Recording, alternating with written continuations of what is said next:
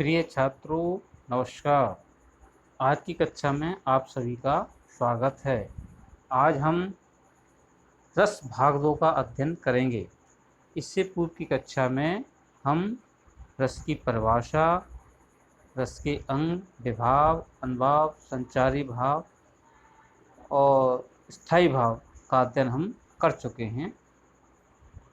इस भाग में हम रस के प्रकारों का अध्ययन करेंगे। आज की कक्षा के शिक्षण बिंदु हैं श्रृंगार रस उदाहरण सहित, वीर रस उदाहरण सहित, करुण रस उदाहरण सहित। सर्वप्रथम हम श्रृंगार रस की बात करेंगे। श्रृंगार रस की परिभाषा को हम देखते हैं। जब नायक नायिका में एक आश्रय, दूसरा आलंबन हो अथवा प्राकृतिक उपादान, कोई कृति अथवा किसी पाठक किसी का गायन वादन आलंबन हो और दर्शक, पाठक या श्रोता आश्रय हों और वे विभाव संबंधित अनुभाव संचारी भाव से पुष्ट हो, वहाँ रति नामक स्थायी भाव सक्रिय हो और वहाँ क्या है, श्रृंगार रस होता है। रति का सक्रिय होने से श्रृंगार रस की उत्पत्ति होती है। श्रृंगार रस के दो भेद होते हैं, संयुक्त श्रृंगार और वियोग श्रृंगार। तो यहाँ क्या है, नायक नायिका आश्रय या आलंबन होते हैं। तो आश्रय आलंबन क्या है, तो हम पूर्व की कक्षा में जान चुके हैं कि अनुभाव दो प्रकार का होता है,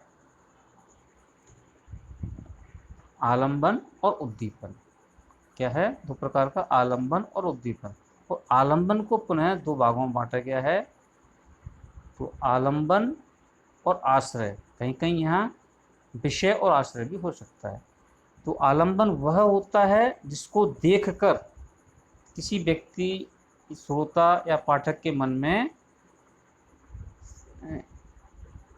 उस रस का स्थायी भाव जागृत होता है।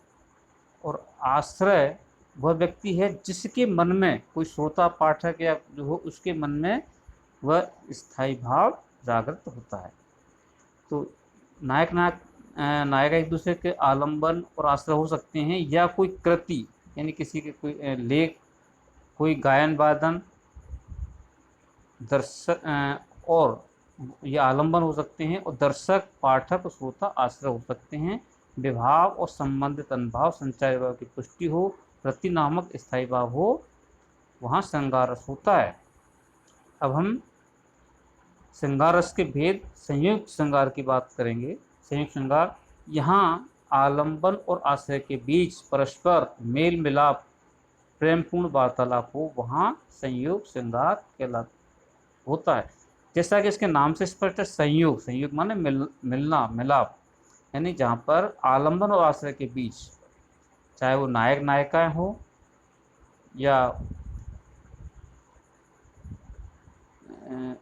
और कोई किसी रूप में हो, उनमें आपस में मेल मिलाप या वार्तालाप हो, प्रेमपूर्ण वार्तालाप हो, वहाँ संयुक्त श्रृंगार होता है। इसका स्थायी भाव रति है। संचारी भाव, आपको बताया संचारी भाव की संख्या 33 होती है, और ये एक रस में कई सारे संचारी भाव हो सकते हैं। तो संयुक्त श्रृंगार में लज्जा, जिज्ञासा, उत्सुकता संचारी भाव है। आलंबन नायक नायिका, गायन वादन, कोई कृति अथवा प्राकृतिक उपादान। आश्रय नायक नायिका, श्रोता या दर्शक। उद्दीपन व्याप्त सौंदर्य, आलंबन का व्याप्त सौंदर्य और वहाँ की परिस्थितियाँ। अनुभाव नायक नायिका, श्रोता, दर्शक का मुक्त होना, पुलकित होना अनुभाव है। इसे हम एक सुंदर उदाहरण से समझने का प्रयास करेंगे, आप भी इसका आनंद लें। ये रेशमी जुल्फें, ये सरबती आँखें, इन्हें देख कर जी रहे हैं सभी। ये रेशमी जुल्फें, ये सरबती आँखें, इन्हें देख कर जी रहे हैं सभी।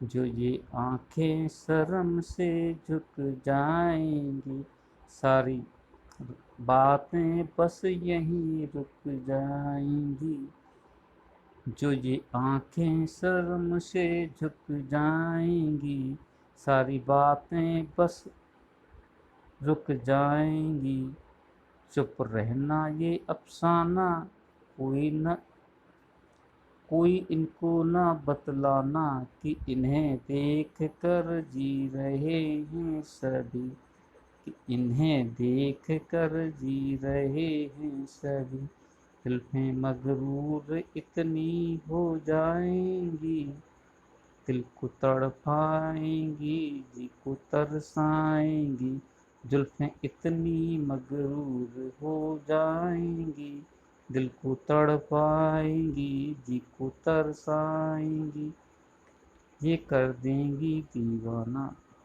ये संयुक्त श्रृंगार का उदाहरण है। इसमें नायिका क्या है, आलंबन है, और नायक आश्रय है। नायिका को देखकर नायक के मन में रति नामक स्थायी भाव की उत्पत्ति हो रही है, इसलिए नायक क्या है, आश्रय है, और नायिका आलंबन है।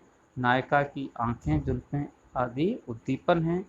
आंखों का सरवती होना, झुकना, जुल्फों का मगरूर होना, मगरूर होना, दिल को तड़पाना आदि अनुभव है, इसे अनुभव करते हैं। आंखें झुकने की बातें के रुक जाना, आँखों के अफसाने को छुपाना, जुल्फों का दीवाना होना आदि संचारी भाव है।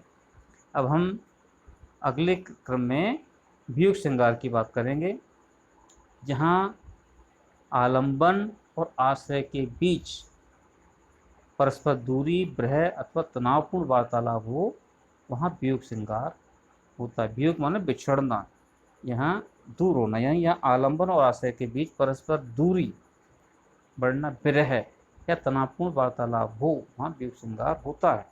इसे भी हम एक उदाहरण से जानना चाहेंगे, ध्यान से सुनेंगे।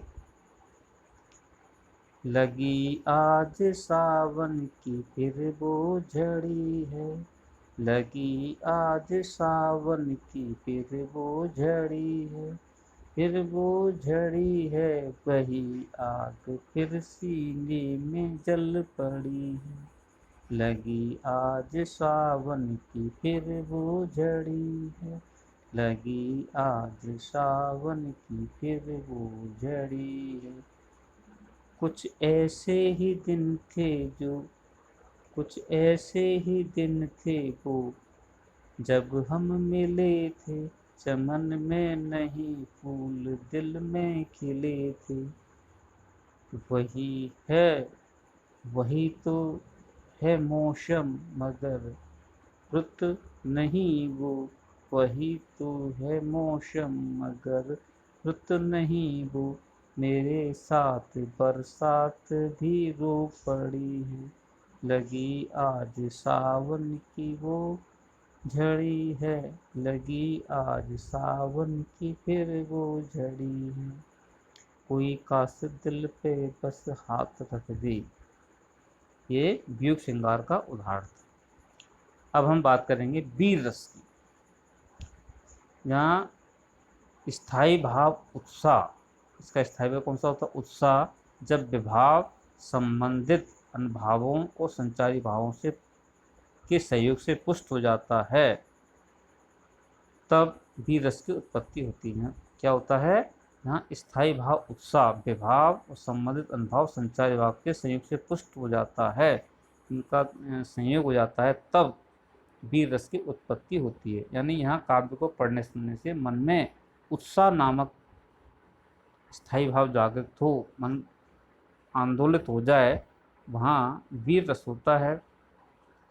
इसका स्थायी भाव उत्साह है, संचारी भाव गर्व, हर्ष, रोमांच, आवेग, ग्लानि।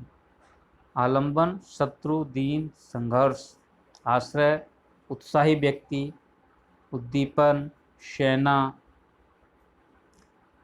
रणभेदी, शत्रु की बातें, जयकार, समर्थन आदि। अनुभाव दहाड़, व्यक्ति में जोश बढ़ जाता है तो दहाड़ने लगता, दहाड़ रोंगटे खड़े होना, आक्रमण, हुंकार आदि।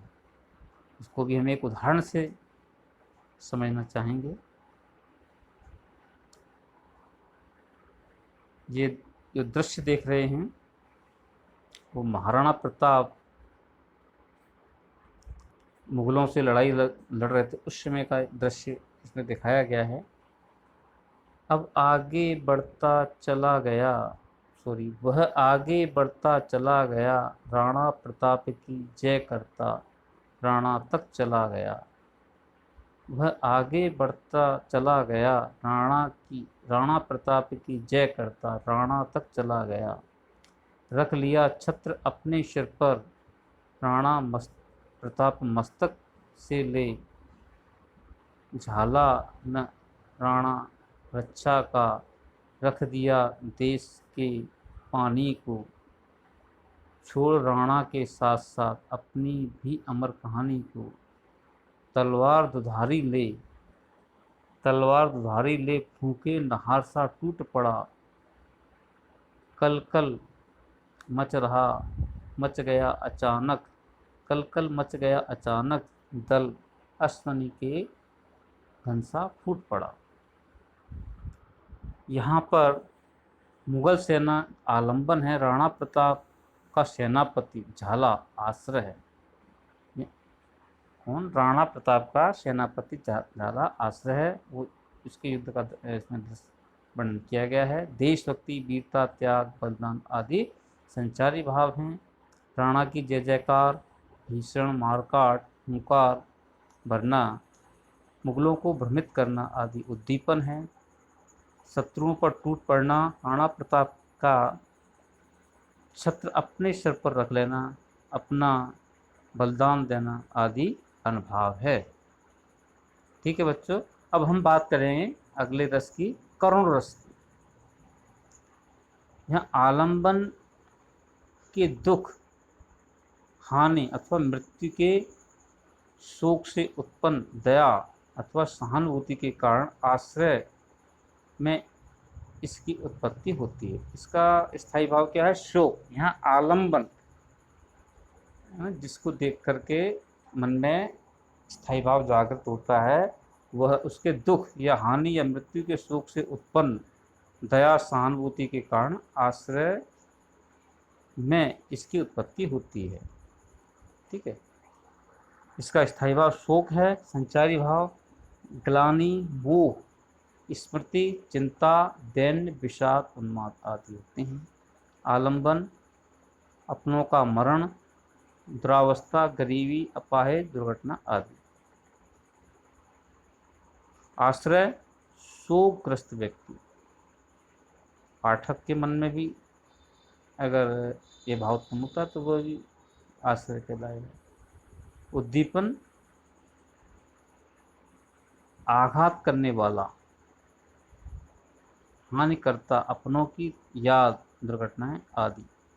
अनुभाव रोना धोना, गिड़गिड़ाना, आहा, चित्कार, प्रलाप, छाती पीटना। ठीक है, इसको हम एक उदाहरण से जानेंगे।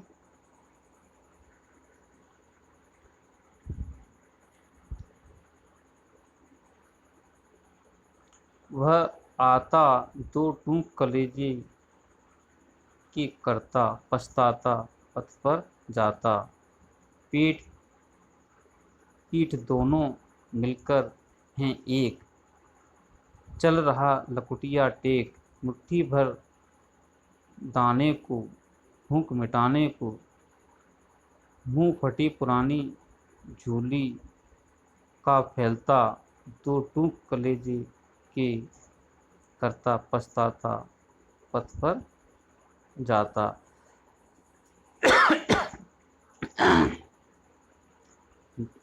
पेट पीठ दोनों मिलकर एक, चल रहा लकुटिया टेक। मुट्ठी भर दाने को, भूख मिटाने को। मुंह फटी पुरानी झूली का फैलता, दो टूक कलेजे को के करता, पछताता पथ पर जाता। साथ दो बच्चे भी हैं, सदा हाथ फैलाए। बाएं बाएं में बे मलते हुए पेट को चलते हैं और दाहिना हाथ दृष्टि पाने की ओर बढ़ाए। भूख से सूख होठ अब जाते, दाता भाग्य विधाता से क्या पाते। घूंट आंसुओं के पीकर रह जाते, चाट रहे झूठी पत्तल वे अपनी चाट रहे झूठी पत्तल वे सभी सड़क पर खड़े हुए और झपट लेने को उनसे कुत्ते भी अड़े हुए। ये करुण रस का उदाहरण है। इसमें भीख मांगना आलंबन है, कवि का हृदय आश्रय। कवि के हृदय में भीख मांगते हुए व्यक्ति, उनके साथ में 2 बच्चे हैं, देख करके करुण रस यानी शोक नाम स्थायी भाव जागृत हुआ। भिखमंगे और उनके बच्चों की दुरावस्था उद्दीपन है। फटी झोली फैलाना, लखुटिया टेक कर चलना, पेट मलना, कुत्ते द्वारा हाथ से पत्तल छीन लेना आदि अनुभाव हैं। गरीबी, बदहाली, हीनता आदि संचारी भाव हैं। तो आज की कक्षा हमारी यहीं समाप्त होती है। आप सभी को धन्यवाद।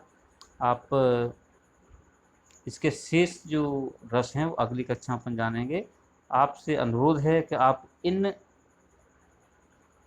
रसों को अपनी अभ्यास पुस्तिका में अवश्य नोट करें और इससे संबंधित जो प्रश्न आपको दिए जाएं उनके उत्तर लिख करके इस व्हाट्सएप ग्रुप पर शेयर करें।